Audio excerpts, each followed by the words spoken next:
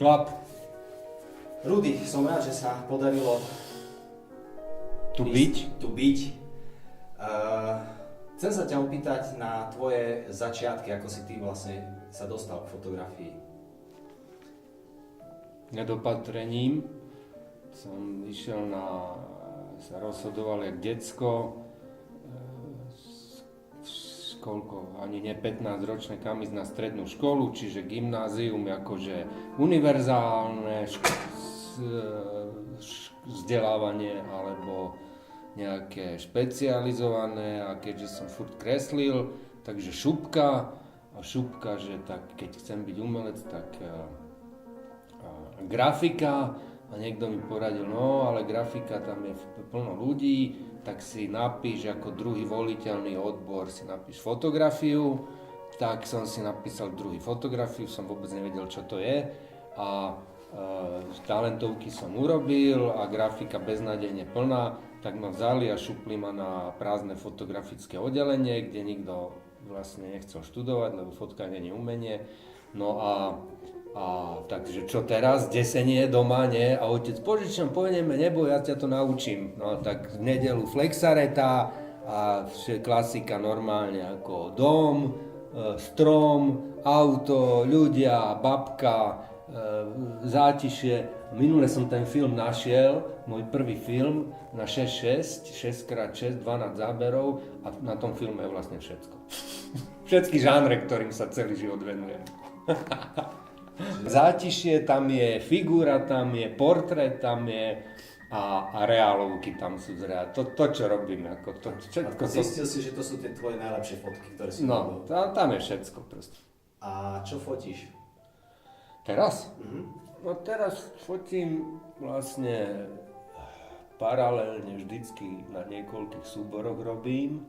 Asi 20 rokov robím ako cyklus zátišia, to je vlastne ateliérová fotka, aranžovaná, potom úplný protipol sú reálovky, čo sú absolútne nearanžované veci v reáli, a vlastne veľkým oblúkom som sa asi po 20 rokoch vrátil k figurálnej fotke.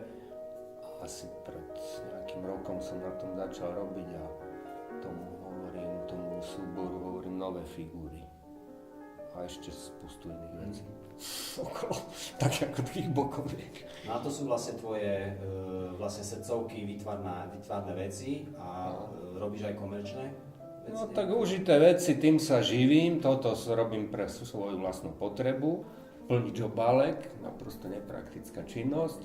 No a to, čo ma živí, lebo učenie na FAMu je skôr charitatívna než zárobková činnosť, tak to, čo ma živí, sú užité veci. A vlastne v rámci toho pre Prahu 3 robím knižky o architektúre už 5. rok, takže edičná rada, každý rok vyjde jedna knižka.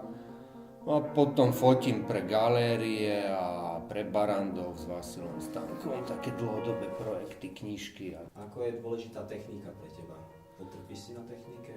Tak to je tiež rozdelené do tých, ako bude iný vzťah mám k technike v voľnej oblasti a iný v užitej. No tak vlastne v tej voľnej som to mal vždycky tak, že obsah bol nadradený forme. Že forma bola vždycky druhorada, že už od tých 80 rokov, keď sme to robili úplne v primitívnych podmienkach, tak vlastne sme si vždycky tú formu nejak našli, aby sa tá myšlienka dala vyjadriť.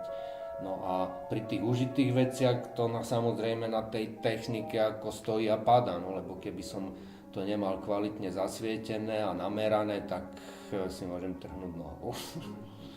Ja sa stále pýtam, že ako je dôležité pre toho fotografa výstup, že či ten papier, alebo mu to stačí na hardisku. No, ty si jediný fotograf, ktorého sme tu teraz mali, ktorý vlastne stále robí klasicky ručne čierno-biele fotky.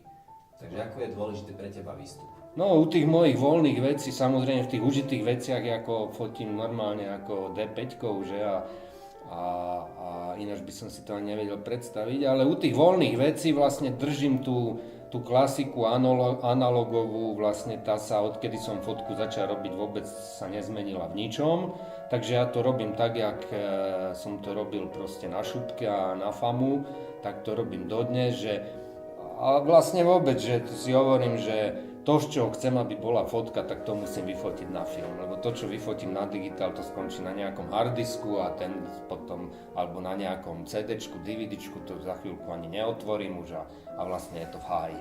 No, takže to, čo seriózne na čom mi seriózne záleží, aby zostalo uchované a pre pateticky povedané budúce generácie, tak to fotím na film. Super. Díky za rozhovor. Rado sa stalo.